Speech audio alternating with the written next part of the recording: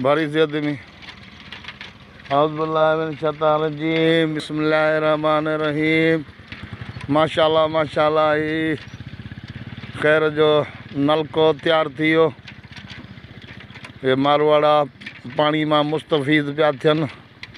अल्लाह उन शख़्स के जज़ा ख़ैर अता करे जंहिं ही सबील हिते हणाई आहे। अल्लाह कामयाब कंदुसि। महिरबानी उन्हनि जूं इंशाअल्लाह। हे परियां ॻोठ आहिनि इंशाअल्लाह इन्हनि जा इहे मालड़ा हिते पाणी पिया भरीनि। अल्लाह ख़ैर कंदो रब साईं।